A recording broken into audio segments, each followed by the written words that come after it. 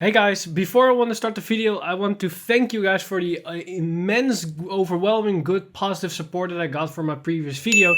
It was the first attempt that I had to a comedy sketch, and I was a little bit hesitant of what the general reception of the video would be, as I have never tried to do anything like this. But you guys' voices were heard very loud and clearly, and I'm gonna try doing more of these in the future when I've got some good ideas. So don't expect them to be each and every week or each and every month, but once I get a good idea with a good topic, then I'm definitely gonna try it out again to entertain you guys once again. And today I want to elaborate on that video, as that video was a more direct reference to how the community reacted to the ban list, the immediate hot-blooded reaction.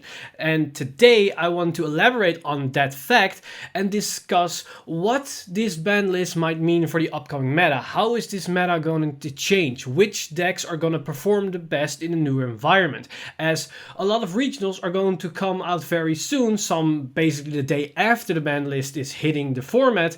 So we don't know which decks are going to be good in that tournament and which decks you want to play. I want to take a look at which decks might come on top and be the best picks for the first regionals in this new environment and what might be the good choice for you. So with that said, let's start with the video.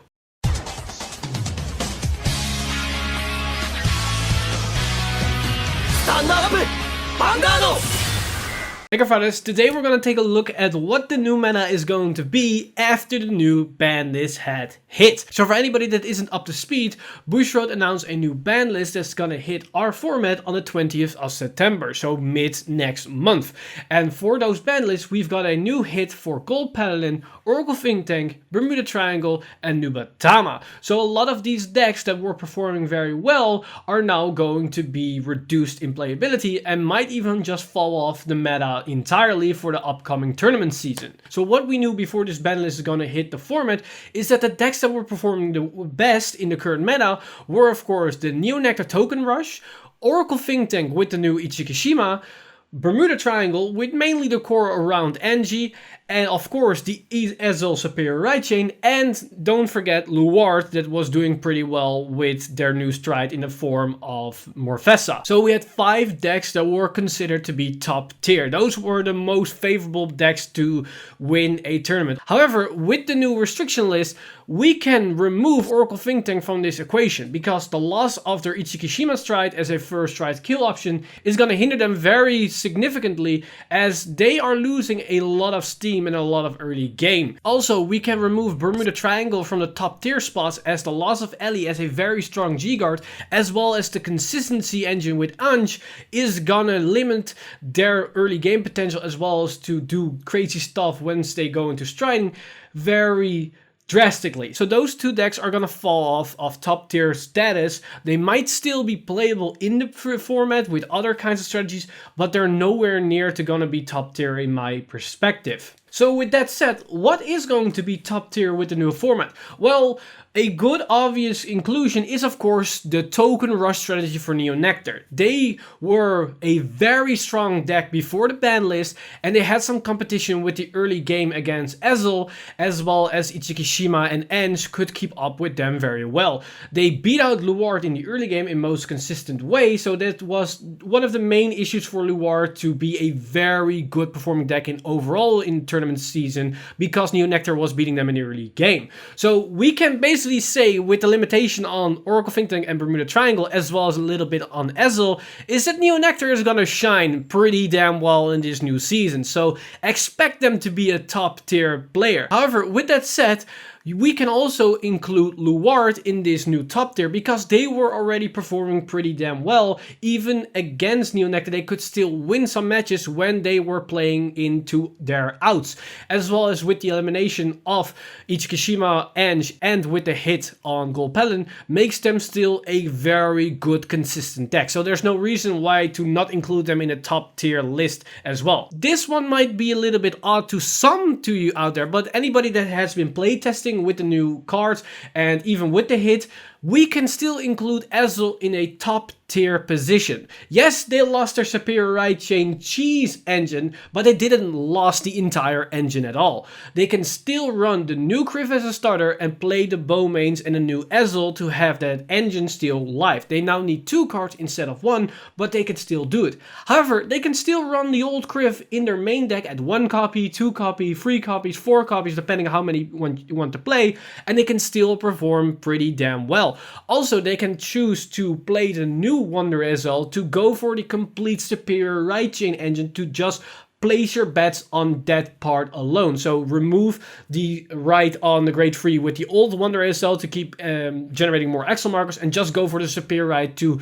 go into your first right when they're still at grade 2 or grade 1, depending on how fast you were going in the game. Even with this new restriction, they can still beat out Token Rush, and the fact that they can beat out Token Rush, which in my opinion is gonna be the deck to beat, still gives them a good position in the current meta, as if they are able to do that, then yes, they're going to be just fine. And with the new introduction of the new cards from Aerial Steed Liberation, the deck is only going to be stronger, because then you can choose to build another type of option, because you can go the complete superior right chain engine, or you can play the deck just normally with the superior right chain option with bow mains and the new Ezell, but play the old Wonder Ezell, so you can use the new Platina Ezell in combination with Spare Cross, where you can basically for free get 3 superior calls as well as manipulate 3 drive checks, which can give you 3 triggers overall on the board. So that is also a very prime contender to be a top tier pick. Token Rush is gonna probably be the main contender in this format, but because Ichikishima and Bermuda Triangle are out of the picture and Ezell is somewhat limited,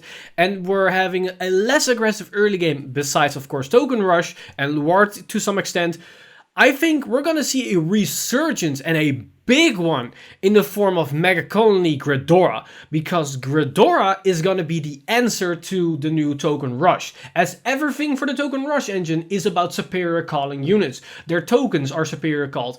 They superior call with their new Katrina Stride, and the Ghidorah Strides shut down the entire deck. They lose their entire value engine when they just go into Ghidorah, and that is going to be the bane for the Token Rush deck. Also, Ghidorah is going to perform pretty damn well against Ezell and Luard to some extent, as they have some cards that still rely on superior calling units to the field, and they eliminate those options as well. Of course, Ezell and Luard can perform a lot better against Ghidorah than Token Rush, because they have a lot more options available to them that don't solely revolve around superior calling units to the field. So Mega Conley is gonna be a very good anti-meta deck that's gonna be a tier 1 contender, because of the fact that Token Rush is that strong in the current meta. So the new Ghidorah deck is going to keep that deck in check and can still fight against the other top tier decks. But there also are some decks that aren't really quite there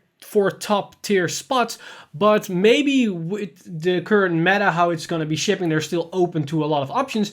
They are still some good contenders that might sweep in and take a lot of wins. One of these decks are of course Nova Grappler. They've been performing in Premium ever since Premium was a thing, because their support was really solid. Also, the new once per turn ruling was in their favor, so they can do a lot of crazy shenanigans. Also, with the new supports, they got a lot of early game as well, which helps the deck to perform a lot better in this early game meta that's been established with Luard and the Token Rush that are gonna be dominating right now in the meta as well. Because Nova Grappler can compete with that, they make a good solid pick. Also, with the elimination of a lot of hand wall decks like Enji and Ichikishima, they have a more potential to kill them with their new Bustard Stride, as not a lot of decks will have that big of a hand size to keep guarding against everything that they dish out. So don't underestimate Nova Grappler's potential as well in this upcoming meta. Another one of these decks is of course the Dark Irregulars OTK build. They have been popping up here and there, but haven't been topping consistently or having a good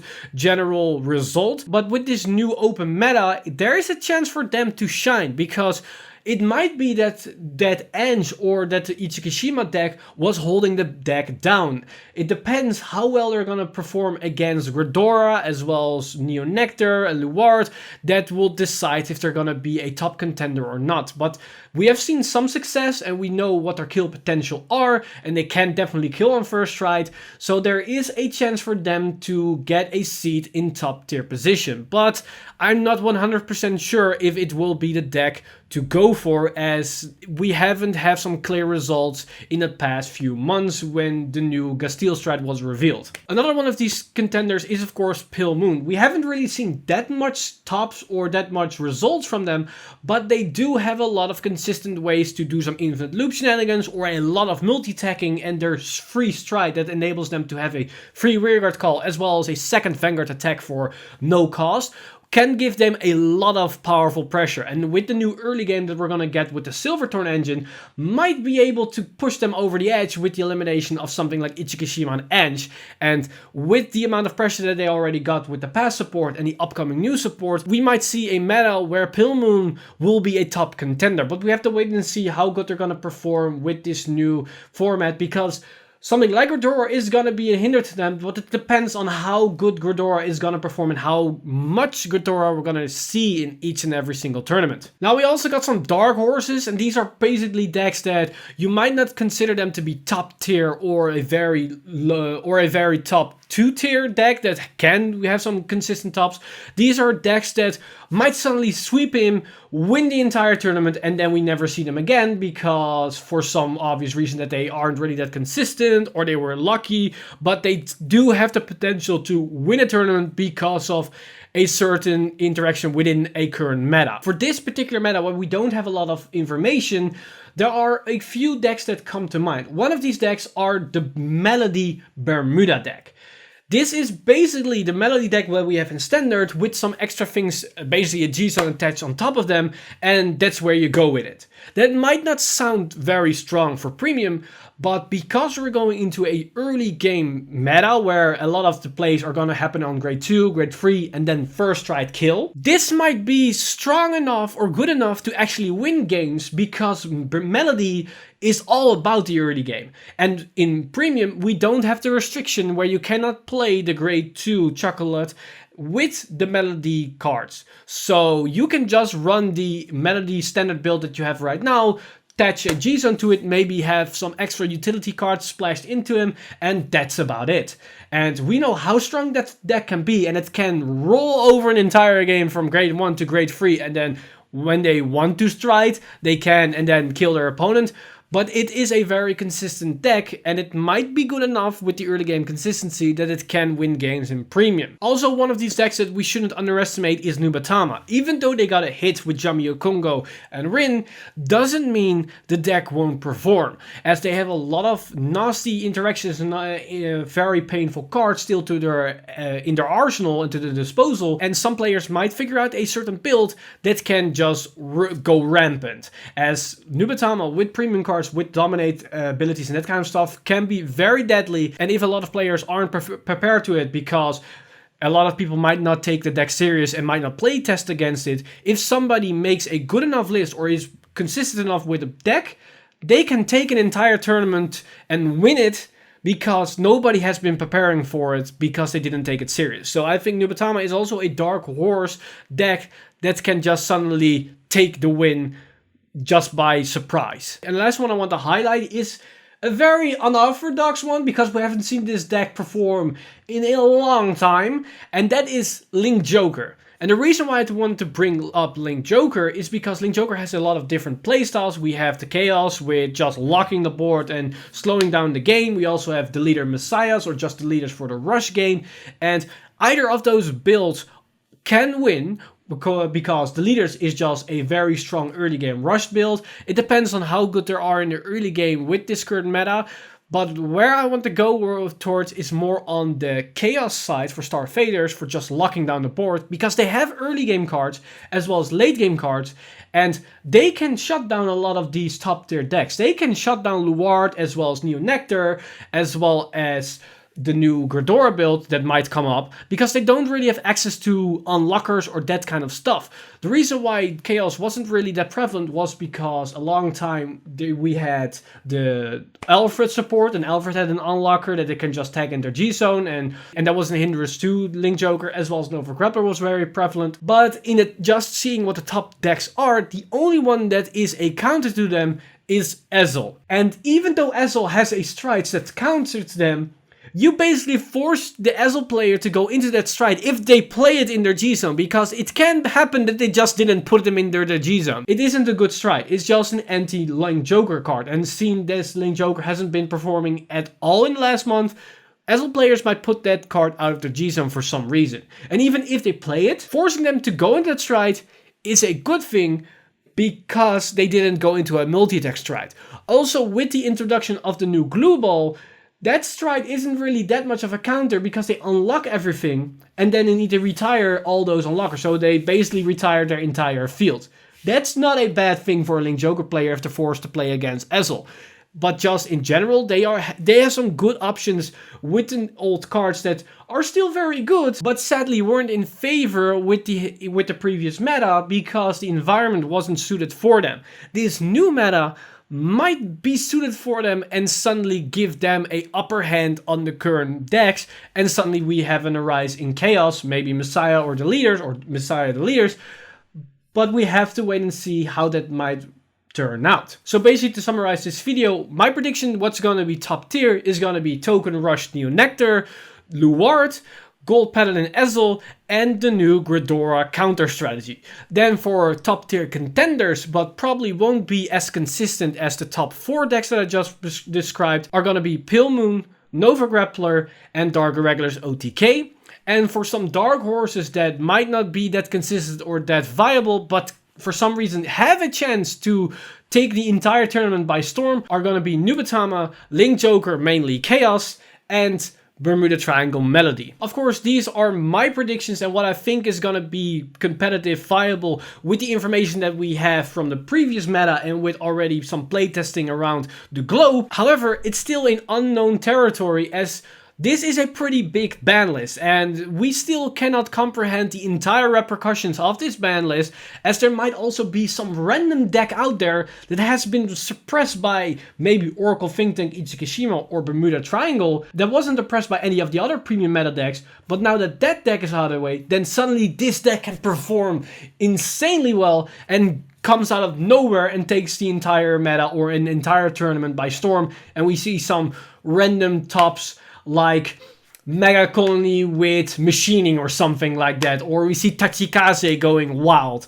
So we have to wait to see how this is going to shape off, but for my predictions, these are probably your safe bets to go by. If you want to see more meta analysis videos of me breaking down the meta and seeing what decks are topping and what is top tiers to tier 2, tier 3 and that kind of stuff, then let me know in the comments down below if you want to see more of that stuff. However, keep in mind this video is more on a speculation kind, because we don't know what is going to be meta, as we have 0 results. We have just playtesting of people that have been seeing some results with their deck, even though they have been hitting or not, and what can perform well against certain decks, but we have no concrete evidence of what actually is gonna be winning and what is gonna be losing. But that's basically everything for me today. As always, I want to thank my Patreon supporters over at Patreon for making this video possible. You guys are amazing. If you do want to support the channel, then head over to patreon.com/VanguardInsider and become a Patreon today. But with that said, I'm Mr. Time Leap, and I see you guys in the next one.